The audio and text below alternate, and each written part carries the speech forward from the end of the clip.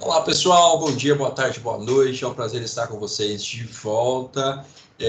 Peço desculpas de antemão, peço desculpas mais uma vez, acho que a essa altura vocês já souberam. Eu infelizmente não vou conseguir participar no nosso horário do nosso encontro de hoje.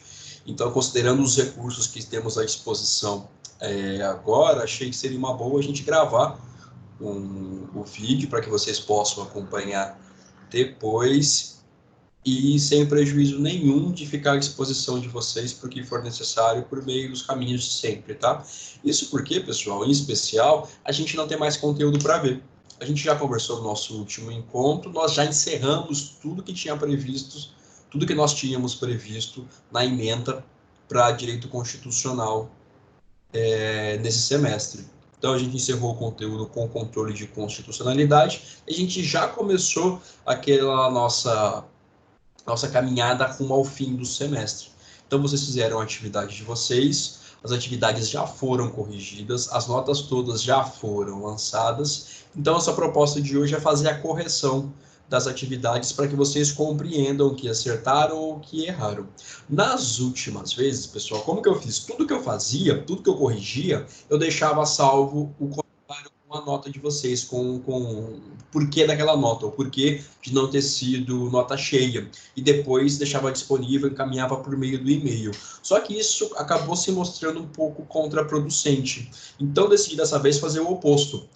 Fiz as correções, as notas estão lançadas, e quem tiver interesse, quem por qualquer razão quiser, ainda que não vá contestar a nota, professor, eu queria saber por que foi tal a minha nota. Me manda um e-mail, vocês têm, eu vou reforçar também depois por meio da mensagem o caminho que vocês já conhecem, que é o e-mail, para que vocês entrem em contato comigo, tá? Então, a gente vai corrigir a atividade de vocês, vou explicar o padrão de resposta esperado, e a partir daí, quem quiser, me mande um e-mail, me dê um alô, para que eu encaminhe para vocês a resposta individualizada, para que você entenda o porquê que você tirou determinada nota, e se for o caso, a gente discute eventual correção, eventual ajuste, adequação da nota de vocês, tá? Então, vamos para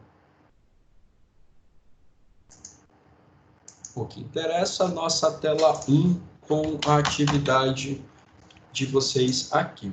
Então, todo mundo acessou, todo mundo viu, pelo menos boa parte de vocês, estava aqui a nossa atividade.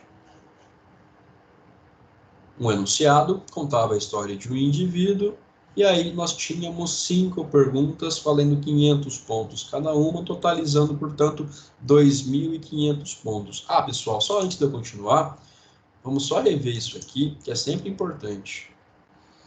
Ainda mais no fim do semestre, a gente relembrar nossa tabelinha. Vendo que você... Certo? Então, nós temos 4 avaliações, 3 delas já foram cumpridas, já estão satisfeitas. Então, já fizemos essa e agora estamos concluindo essa aqui. Então, falta apenas nossa prova, que eu acredito que eu vou dar orientações para vocês sobre ela na semana que vem. Só lembrando que, ao que tudo indica, a gente vai fazer prova à distância, tá? Só que, formalmente, nós retornaríamos no dia 15 de junho para as atividades presenciais, e aí, a partir de então, no dia 16, vocês já fariam a prova presencial. Não é, no entanto, o que o contexto indica que vai acontecer. Mas, até a gente ter uma nova orientação, é isso que aconteceria. Então, a gente, de todo modo, vai realizar apenas a prova, que é apenas isso que falta, 4.000 pontos. Lembrando, muito importante, vocês têm que ter pelo menos 6.000 pontos de nota total. Disciplina de nível 1, vou até corrigir aqui para vocês. Vocês precisam de apenas 1.500 pontos somadas as duas provas, tá? Então, bem tranquilo, espero que todo mundo consiga a aprovação, consiga pelo menos o aproveitamento mínimo da disciplina, para que a gente consiga concluir de maneira adequada o nosso semestre. Então, já foram 3 de 4 avaliações, vai faltar apenas a segunda prova, são 4.000 pontos possíveis. Vocês têm que ter somadas as duas provas, pelo menos 1.500 pontos, e um total de pelo menos 6.000 pontos de possíveis 14. Então, Relembrando isso, vamos para a atividade de vocês. Aqui, eu tenho a história do João. O João, ele ajuiza uma ação previdenciária em um juízo estadual, em uma comarca. É a comarca em que o João tem domicílio. E nessa localidade não existe subseção judiciária federal, ou seja, não tem justiça federal e o João tem domicílio nessa localidade. Aí tem uma ressalva, que é não tem justiça federal, tem um dado importante, a menos de 70 quilômetros, ou seja, a próxima subseção judiciária está a mais de 70 quilômetros do local em que João mora. E ali tem justiça estadual, mas não tem justiça federal. E o João ajuiza essa ação na justiça estadual contra o INSS, que é uma autarquia federal. E João pede um benefício previdenciário tal, só que o João, de maneira secundária, de maneira indireta, de maneira incidental, ele pede que o juiz reconheça a inconstitucionalidade de uma lei tal. E isso é uma condicionante lógica para que o juiz consiga analisar e, em sendo o caso, deferir o pedido de João, julgar procedente a ação que o João moveu contra o INSS. Então, vamos lá. Primeiro parágrafo, a gente consegue extrair algumas informações. Tem um indivíduo que ajuiza uma ação na justiça estadual, uma ação previdenciária contra o INSS, e nessa localidade em que ele ajuiza a ação, não existe subseção judiciária, não existe justiça federal a menos de 70 quilômetros. E é também nessa localidade ponto de domicílio do João.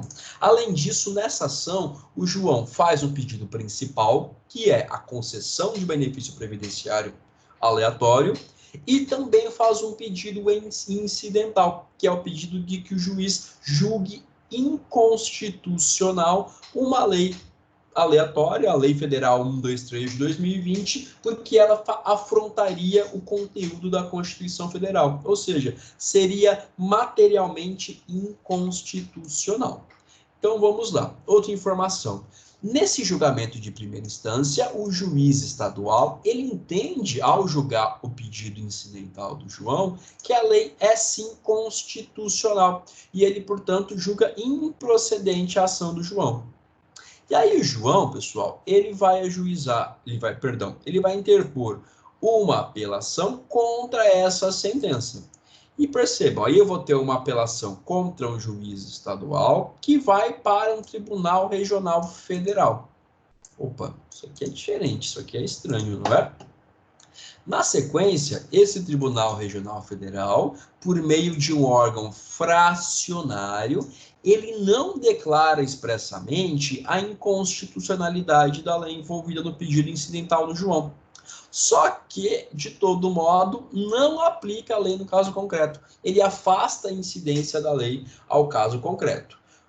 Por meio disso, esse tribunal reforma a sentença de primeira instância e dá o ganho de causa, julga procedente a ação do João. E aí, o INSS, por meio do seu órgão de representação judicial, é quem vai recorrer.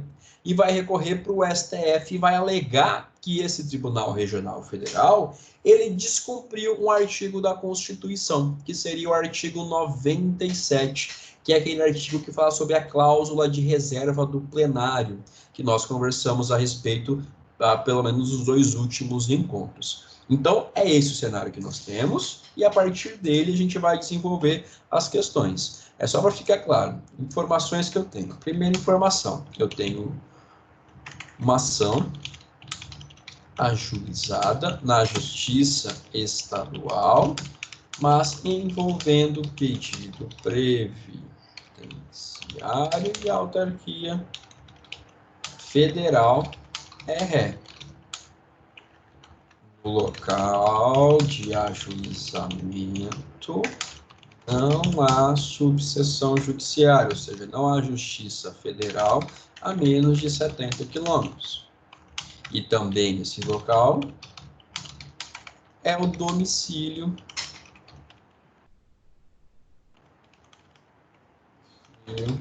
do autor.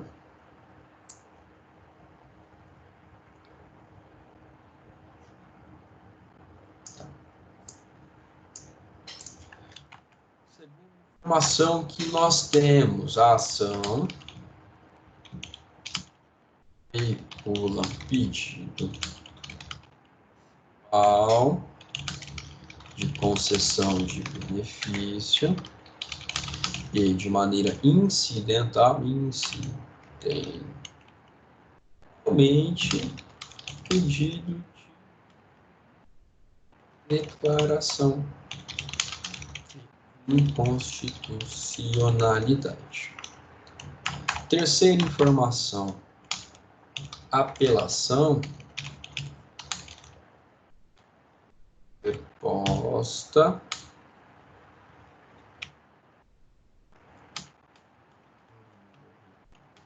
foi direcionado a um Tribunal Regional Federal. Isso aqui, pessoal, não sei se ficou claro para vocês, mas isso aqui foge da regrinha que a gente teria aqui, tá? Deixa eu só fazer para vocês aqui brevemente um esqueminha que a gente já conhece.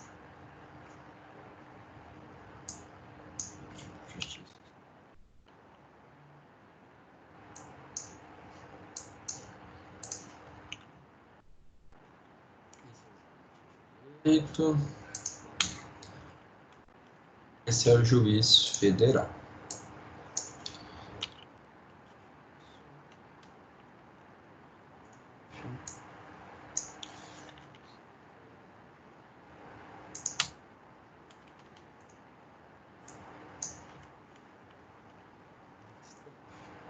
Isso aqui seria só um recorte daquele esqueminha que a gente já desenhou em aula. Então, qual que é a minha lógica aqui? O juiz de direito, o juiz estadual, ele vai estar vinculado não ao TRF, tá? O juiz de direito, ele está vinculado ao Tribunal de Justiça. Da mesma forma que o juiz federal vai estar vinculado ou vai estar abaixo de um Tribunal Regional Federal. Ambos vão convergir em sede de recursão para o STJ.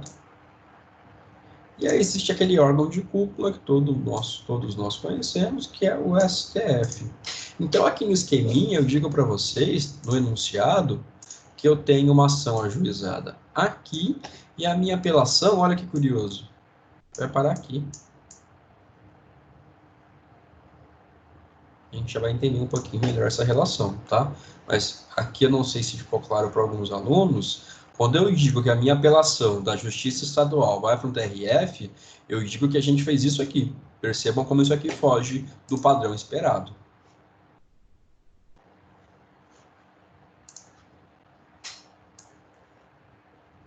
E aí eu tenho 4.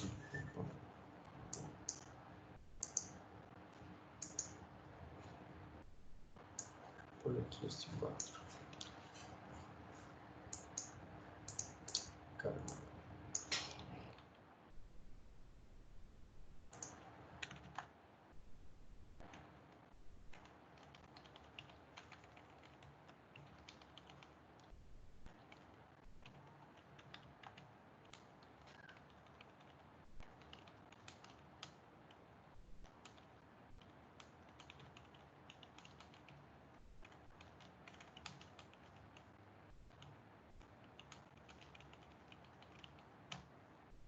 Informação 4 é essa, e aí eu tenho informação que ela é dada para vocês, que ela não é objeto de questionamento, né? Que é falar que isso subiu para o STF, que foi ajuizado, foi interposto, desculpa, melhor dizendo, interposto o RE, alegando a violação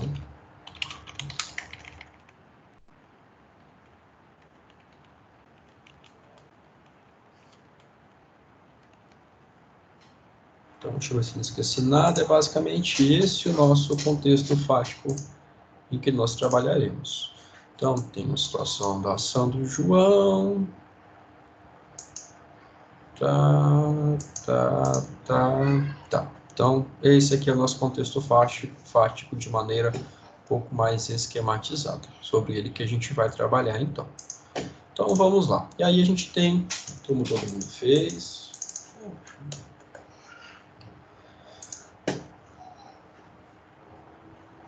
Fazer assim como vocês, colocar no e-mail, Ainda não tem, por favor, anote. O e-mail já estava informado aqui em cima também. Guilherme.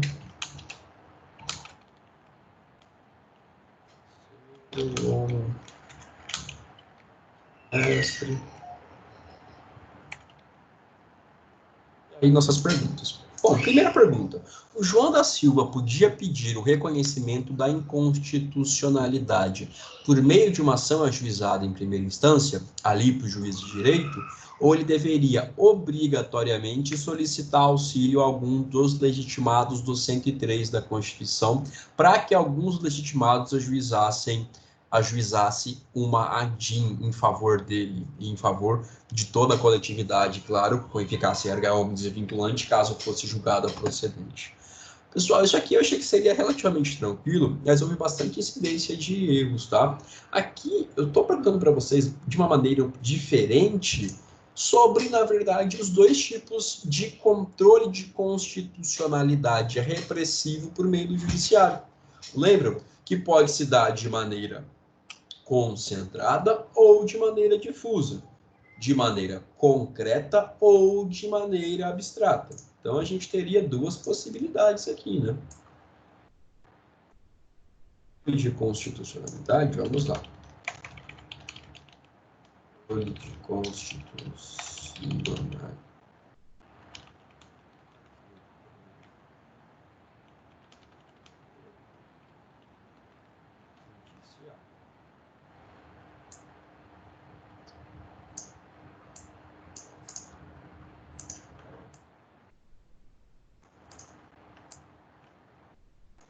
Nós já sabemos que pode se dar de duas formas, independentes, desvinculadas entre si. Uma delas é o meio difuso, por via de exceção, chamado de concreto, mas são os nomes mais comuns que vocês verão. Eu também tenho controle.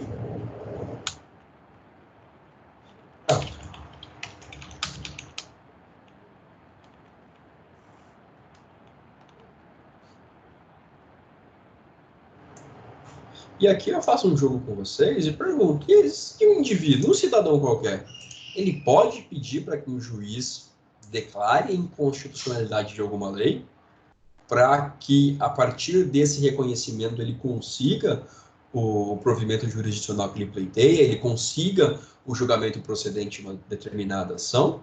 E aí vocês deveriam se lembrar que isso sempre se dará funcionalidade. Preciso de alguém do 103 para realizar controle difuso? Não, porque o 103 ele só traz para a gente o rol de legitimados para realizar o controle concentrado, que é aquele controle que é sempre perante o STF. No controle difuso, eu tenho controle realizado por todo e qualquer órgão jurisdicional. Qualquer juiz, qualquer tribunal em território brasileiro pode realizar o controle difuso. Então, quando eu pergunto para vocês se o João precisaria demandar a intervenção de alguns dos legitimados do 103 para que ele conseguisse realizar esse pedido de reconhecimento de inconstitucionalidade, não precisa. Porque ele pode, qualquer um de nós pode, pedir para que o juiz realize o controle difuso. Pedir para que, de maneira incidental, a ação que nós estamos manejando, que nós estamos ajuizando, seja reconhecido esse pleito de inconstitucionalidade de alguma lei. Então, aqui, a resposta esperada é aproximadamente a seguinte. João da Silva.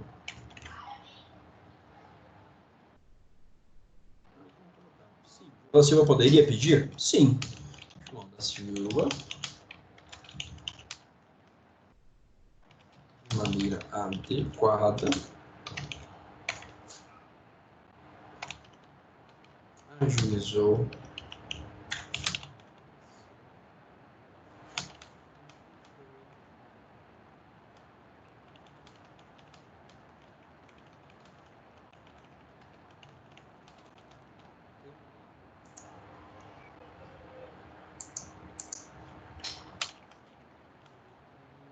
ambiental. Trata-se de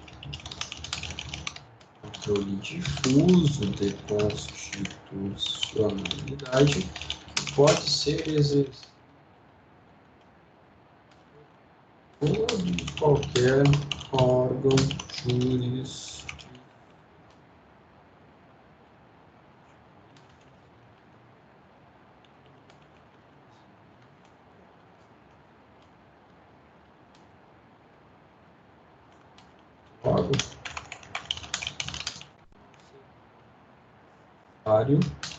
Que algum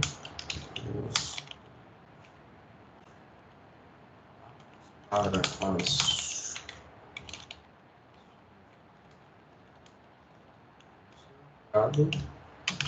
utilizasse uma ação. Então, a resposta de 500 pontos é basicamente essa, pessoal. Aqui eu notei uma incidência, poucas foram as questões com nota parcial aqui, tá? Porque era sim ou não tinha para onde fugir. Mas aqui me surpreendeu o número de equívocos, de erros, de questões que eu tive que zerar. Então, a gente estudou que controle pode ser dado de duas maneiras. Essas maneiras são independentes, tá? Se alguém já tivesse ajuizado uma ação do controle concentrado e o STF, por exemplo, já tivesse reconhecido que a nossa lei hipotética era uma lei inconstitucional, óbvio que o João não precisaria fazer esse pedido aqui. Ele só diria, olha, seu juiz, a tal lei é inconstitucional, tá? Inclusive, o senhor juiz, está vinculado ao que decidiu o STF. Mas na nossa hipótese do enunciado, a gente não mencionou isso. Então, a gente teria o João realizando o controle difuso, que é uma forma diferente, uma forma independente do controle concentrado. Não preciso de uma ação direta de inconstitucionalidade para que algum juiz de primeira instância realize o controle de constitucionalidade de maneira difusa, de maneira concreta, ou pela via da exceção. Tá? E essa exceção tem a ver com o caráter processual desse pedido. Ele é um pedido que está ali de maneira incidental, de maneira secundária, de maneira acessória, e se contraposições à via da ação, porque aqui eu ajuizo uma ação especificamente para que seja realizado o controle de constitucionalidade. Então, essa era a resposta esperada aproximadamente na questão 1. Aqui, repito, aqui não teve, em geral, notas parciais. Ou foi certo ou foi errado. Ou você me disse que sim, ele poderia, ou você disse que não, ele não poderia. O não está equivocado. Falar que só alguém do 103 poderia pedir para que fosse reconhecida a inconstitucionalidade é equivocado, porque essa resposta desconsidera que existe um controle difuso de constitucionalidade. E aí vem a grande campeã de erros, pessoal, que foi a 2. O João da Silva poderia ter ajuizado a ação na Justiça Estadual, mesmo sendo réu uma autarquia federal? Eita, aqui eu percebi muita dificuldade, sobretudo porque eu mencionei o 109.1 da Constituição e todo mundo ficou preso apenas a esse dispositivo. Foi uma pegadinha de leve, mas vocês acabaram sendo influenciados pelo enunciado sem fazer uma leitura crítica e perceberem que existe uma exceção que sim permite que João pudesse ajuizar essa ação na Justiça Estadual. Pode, pessoal.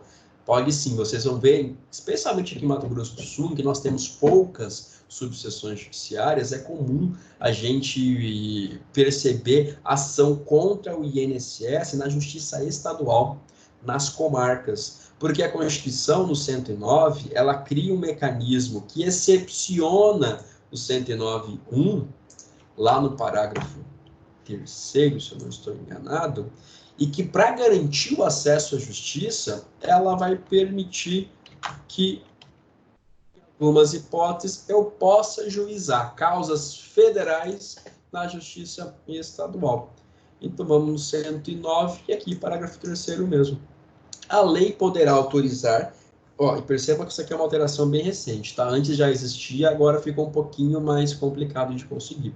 Mas a lei poderá autorizar que as causas de competência da Justiça Federal, em que forem parte instituição de previdência social e o segurado, possam ser processadas na Justiça Estadual. quando a comarca do domicílio do segurado não for sede de vara federal. Então, quem se atentou, o parágrafo 3º já tinha uma regrinha que chamava a atenção. Só para a gente já perceber também aqui, o parágrafo 4º. Na hipótese do parágrafo anterior, o recurso cabível será sempre para o TRF na área de jurisdição do juiz de primeiro grau. Então, esse desenho aqui, pessoal, por mais atípico que ele seja, ele é possível. Ele é possível. A gente fala em hipóteses de delegação de competência da Justiça Federal. Teve uma aluna que colocou que a competência é emprestada, entre aspas. Eu achei legal, porque de fato é isso que acontece. Porque, percebam, a gente aqui em Mato Grosso do Sul, nós só vamos ter subseção judiciária em Corumbá, em Coxim, em Três Lagoas, em Campo Grande, Naviraí, e em Ponta Porã, e Dourados também. Então, nós temos, sei lá, 6 subseções judiciárias, 7 subseções judiciárias, para quantos municípios? Então, imagine que eu moro num lugar que está distante de uma subseção judiciária e eu preciso pedir um benefício de aposentadoria, eu preciso pedir um benefício de auxílio-doença, eu preciso pedir um benefício que é assistencial, que nem previdenciário é, de um benefício de prestação continuada à pessoa deficiente ou à pessoa idosa. Então, o que entendeu a estrutura constitucional? Eu não posso privar a pessoa que se encontra espacialmente distante da Justiça Federal que ela consiga propor essas ações. Então, nessa hipótese, há uma delegação de competência da Justiça Federal para a Justiça Estadual, permitindo com que esse segurado possa sim ajuizar a ação na Justiça Estadual, sem que ele tenha que se deslocar, se locomover até uma vara federal para fazer isso. É claro que hoje em dia, com os processos eletrônicos, ficou muito mais fácil. Só que aí a gente tem, de todo modo, essa previsão na Constituição, 109, parágrafo 3º, mas só percebam que ela diz que a lei poderá autorizar. Antes era diferente, tá? Antes a gente tinha a previsão aqui que já nos permitia. Então, hoje a gente tem esse entendimento que, a partir da Lei de Organização da Justiça Federal, que é uma lei antiga, uma lei de 66,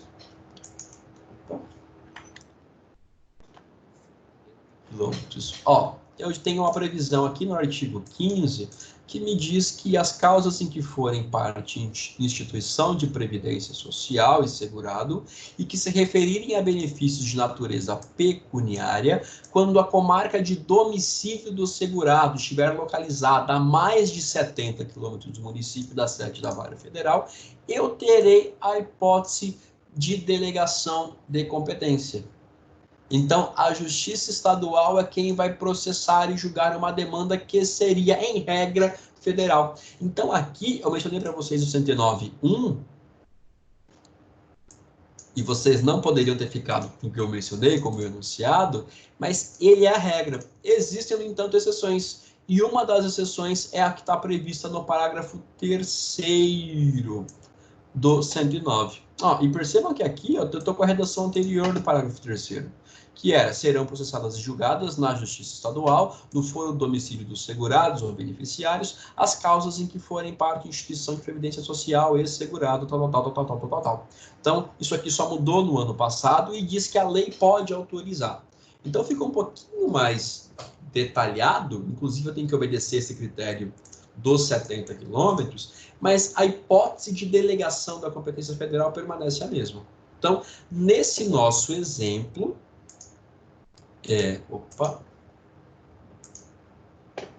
eu me perdi. Nesse nosso exemplo, eu tenho uma hipótese perfeita em que é uma competência federal, mas é a Justiça Estadual quem vai processar e julgar. E aí vem esse detalhe que, que na hipótese de apelação, quem vai julgar vai ser um TRF, não um TJ. Porque já que esse segurado, esse cidadão, já conseguiu acesso à justiça, já que ele já teve a demanda dele processada, julgada, apreciada por um órgão jurisdicional, e essa é uma matéria afeta a Justiça Federal, então não faz sentido nenhum eu mandar apelação para o TJ. Então, nessa hipótese, eu vou fazer esse traço diagonal no nosso esquema do Poder Judiciário para dizer que é o próprio TRF quem vai julgar a demanda que foi ajuizada na Justiça Estadual, mas por hipótese de delegação de competência.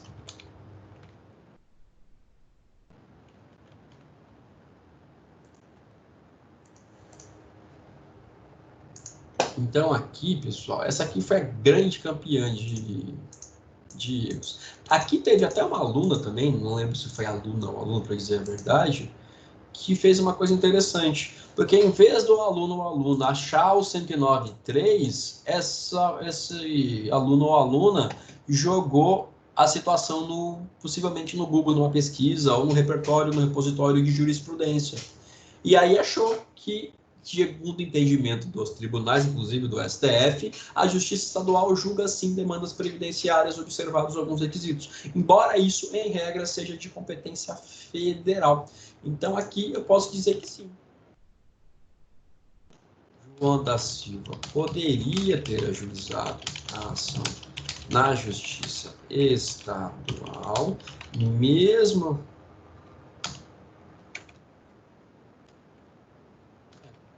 se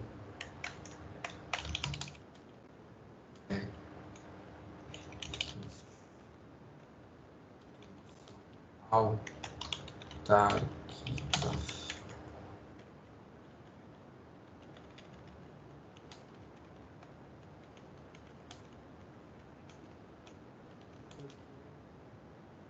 parágrafo 3º do artigo 109 da Constituição Federal, e aí a gente poderia até colocar, talvez, acumulado com o artigo 15 da Lei 5.010, mas porque o parágrafo 3º do artigo 109 da Constituição Federal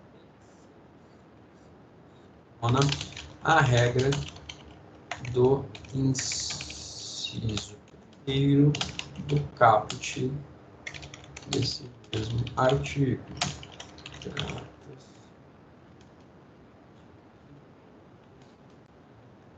Delegação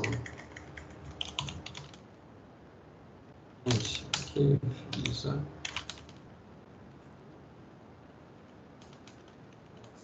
a justiça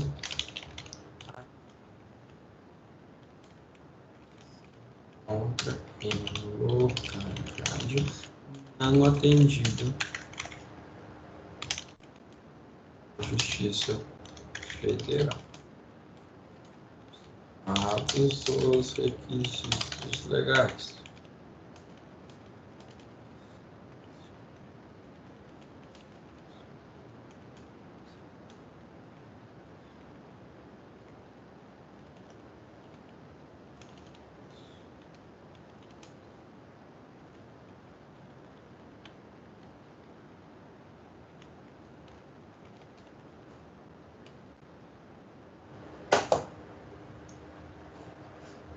Quilômetros.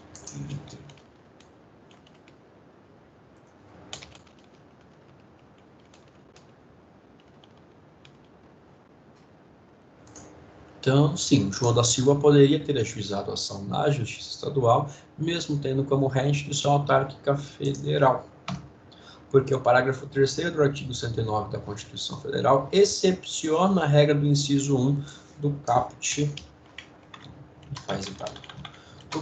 desse mesmo artigo. Trata-se de hipótese de delegação de competência, que visa a garantir o acesso à justiça àquele que se encontra em localidade não atendida pela Justiça Federal, desde que observados os requisitos legais, entre ele a distância superior entre a subseção e o domicílio do segurado. Então, pessoal, aqui era sim, tá? Todo mundo que respondeu sim e mencionou essa hipótese do parágrafo 3º do 109 tirou nota cheia. Teve gente que falou que sim, mas se embananou um pouco na hora de fundamentar. E aí eu considerei resposta parcial. E teve gente que fez o oposto. Teve gente que falou que não e mencionou 109, caput, inciso 1º, tal, mas ele falou, mas então, tem uma possibilidade lá do parágrafo 3º. nessas pessoas eu também considerei resposta parcial. Aqui, a depender de como você fundamentou, e se você não tirou nota cheia e também não errou completamente, você teve uma nota entre 200 e 300 pontos, tá? A depender da qualidade da fundamentação que foi apresentada. Então, aqui, quem falou que não e fundamentou de maneira equivocada, 0. Quem falou que sim e fundamentou mencionando essa possibilidade, 500 pontos. Quem disse uma coisa e fundamentou outra, ou vice-versa, teve nota que variou entre 200 e 300, a depender da clareza e da forma com que expôs a ideia, nível de correção da ideia apresentada. Então, essa é a segunda, essa foi a campeã de erros. A 3, pessoal, foi a campeã de acertos, ainda bem. Porque vocês identificaram que eu tenho o artigo 97 da Constituição e que eu tenho a súmula vinculante 10, que a gente conversou sobre ela na aula passada. Que diz que viola a cláusula de reserva do plenário, aquela do artigo 97, que me diz que, vamos chegar lá no 97, que um tribunal só pode declarar a inconstitucionalidade de uma lei se ele o fizer por meio da maioria absoluta de seus membros ou do seu órgão especial. Então, tem essa previsão na Constituição. Eu não pode uma turma de um Tribunal de Justiça ou de um TRF declarar que uma lei é inconstitucional. Ela precisa fazer, esse tribunal precisa fazer isso por meio do seu plenário, ou seja, todos os desembargadores ou os ministros, ou por meio do órgão especial. Lembrando que o órgão especial é aquele órgão que pode ser criado sempre que um tribunal tenha mais de 25 membros. Ele atua como se fosse um delegatário das competências do tribunal pleno. Então, essa aqui é a cláusula de reserva do plenário, e essa cláusula, pessoal, ela é violada ainda que o tribunal não declare expressamente a inconstitucionalidade de uma lei, mas ele deixa de aplicá-la. Embora não declare expressamente, afasta sua incidência no todo ou em parte. Então, aqui vocês, em geral, sei lá, 90% acertou. Deixa eu deixar isso aqui, está confundido.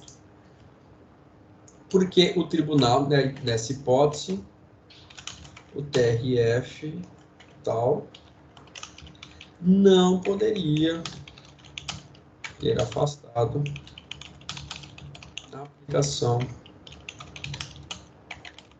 da lei por órgão disciplinar.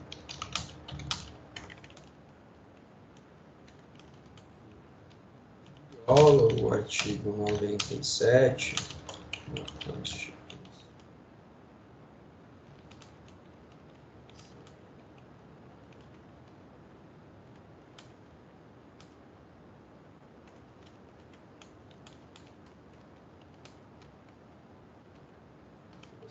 Em inglês, quer dizer, na medida em que viola o 97 da Constituição, conforme descrito na súmula vinculante. Lembrando que é proibido falar súmula vinculante do STF, tá? Então, essa aqui vocês não vão nem me estender porque vocês acertaram, imensa maioria em peso, então não poderia. A 4, pessoal, era uma questão que considerei também que seria relativamente dada, mas teve algum nível de confusão aqui. E aqui a gente volta para aquele raciocínio inicial. Eu tenho duas formas de controle de constitucionalidade. O difuso e o concentrado. E aí eu disse para vocês que o difuso, ele é exercido, inclusive, pelo STF. Em que hipótese? Quando o STF julga, por exemplo, um recurso extraordinário. Então, se eu tenho o caso do João e da Maria, e esse caso vai subindo, e chega no STF, E é uma condição lógica necessária para que eu decida o mérito, a questão de fundo da questão. E eu me declarar pela constitucionalidade ou pela inconstitucionalidade, o STF também vai fazer isso. O STF também vai realizar controle difuso. E o STF faz isso primordialmente por meio do recurso extraordinário.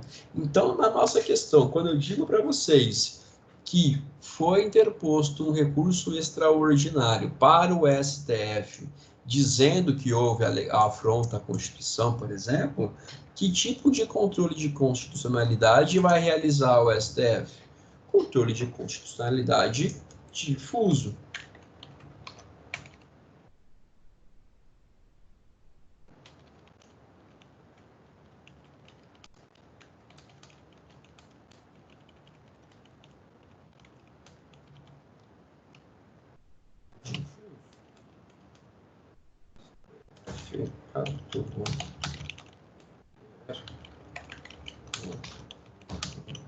Jurisdicional na definição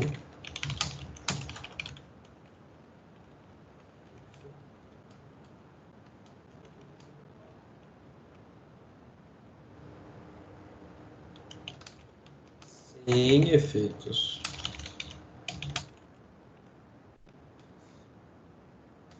apenas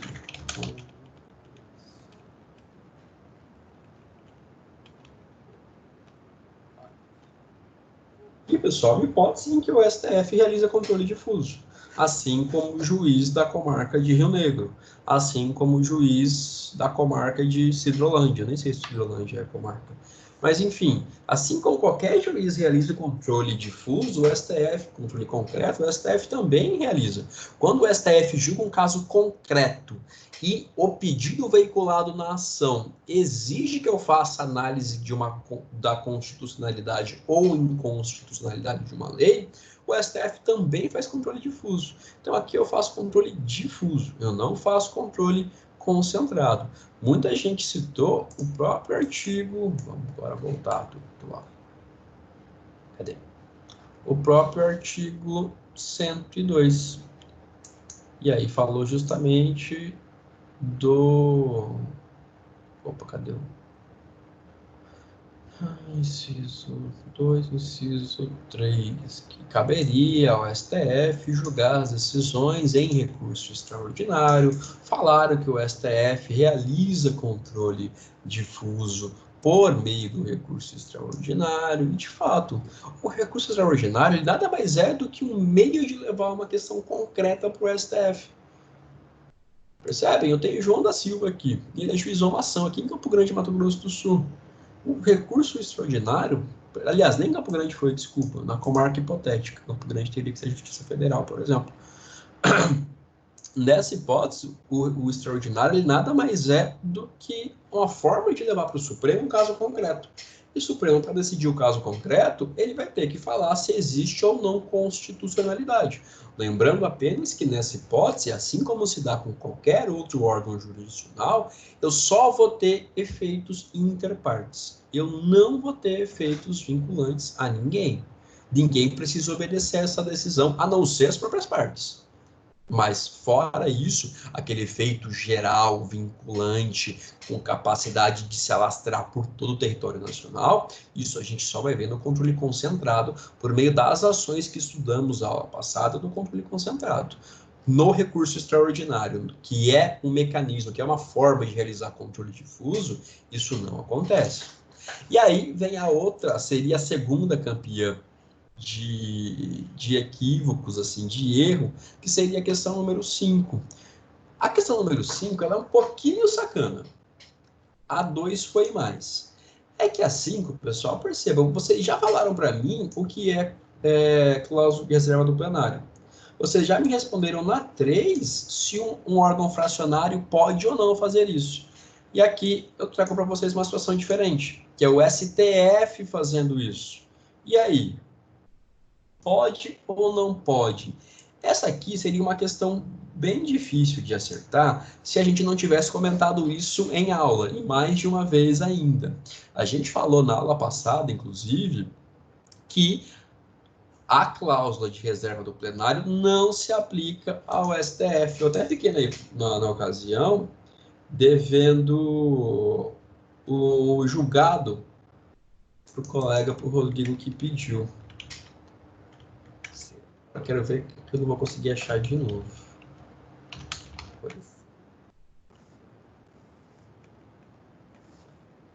Então, vai estar a Constituição.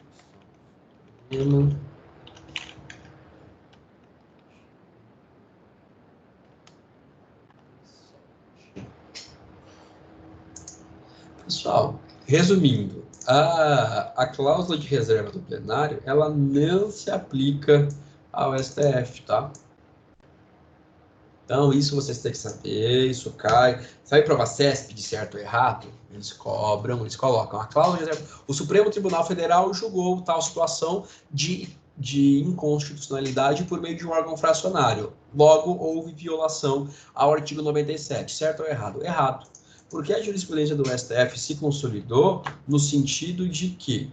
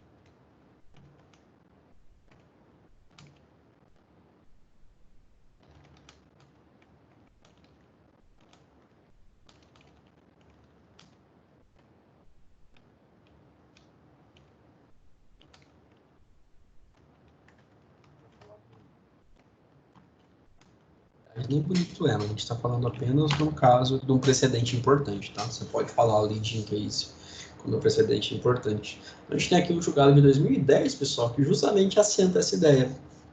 E que também por previsão no regimento interno do STF, também por consolidação de outras disposições infraconstitucionais, também permitem que o órgão fracionário do STF não precise submeter a causa ao plenário para que ele reconheça a inconstitucionalidade. Então, existe uma exceção à regra de reserva do plenário, que é diferente daquela que vocês até mencionaram que vocês já conhecem. É que a gente até comentou em sala de aula. Então, vou até desenhar para vocês.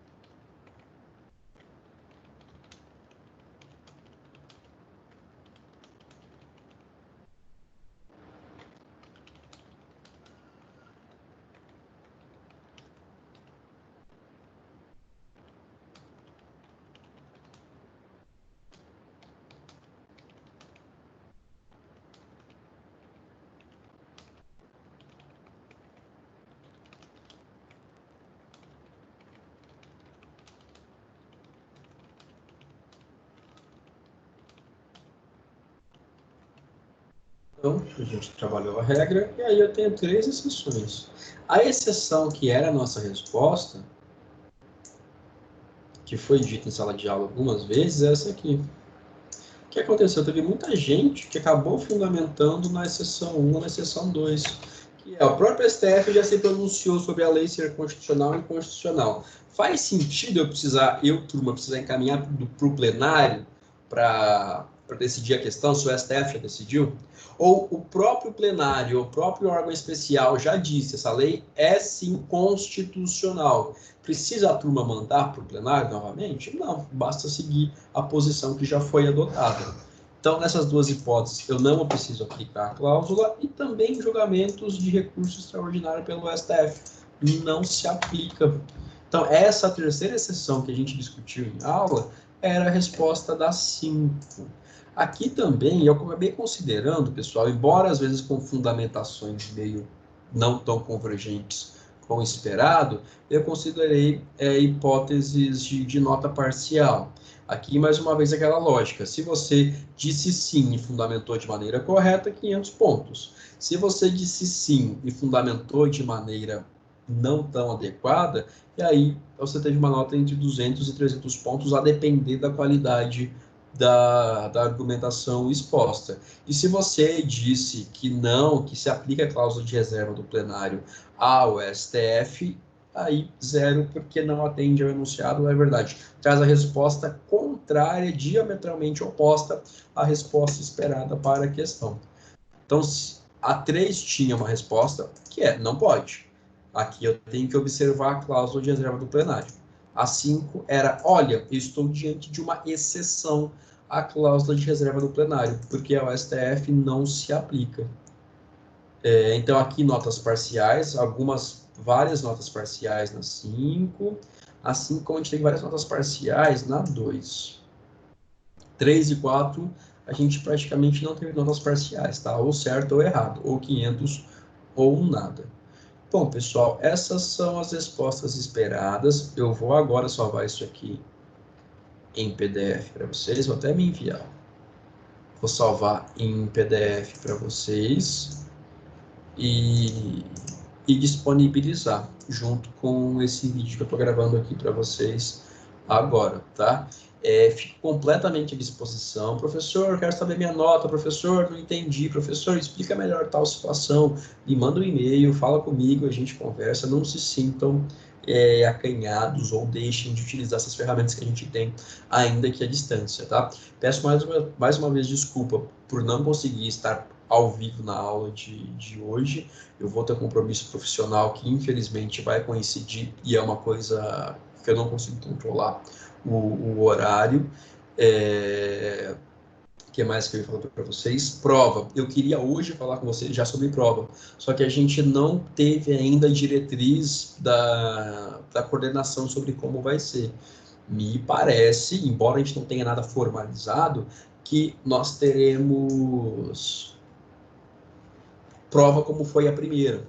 Uma prova à distância, uma prova que vai ser de questões abertas. Vou tentar fazer uma prova tranquila, assim, que não seja tão cansativa, pelo menos, e que aborde de maneira satisfatória os conteúdos que nós vimos nesse segundo bimestre. Conteúdos esses que são judiciário e controle, basicamente, né? Porque executivo e legislativo nós vimos na primeira parte do semestre, e agora trabalhamos com o judiciário, trabalhamos com o controle de constitucionalidade. Então, os 4.000 pontos que vocês têm nessa segunda prova vai ser dividido entre esses dois assuntos. Espero que na semana que vem eu já passe orientações concretas sobre como vai ser, a gente faz uma revisão geral e já indico para vocês pontos de atenção para a prova. Bom, pessoal, nossa missão hoje era essa, espero que vocês consigam assistir esse vídeo na hora que der. Quem não quiser assistir, pelo menos veja o padrão de resposta esperado para as atividades e consiga aprender com isso. Veja o que acertou, veja o que errou, porque estava errado, sigo à disposição de vocês, precisando, me deem um alô. Foi um prazer, como sempre, ainda que à distância, ainda que sem ser ao vivo. E até a próxima. Se cuidem, um bom resto de semana para vocês.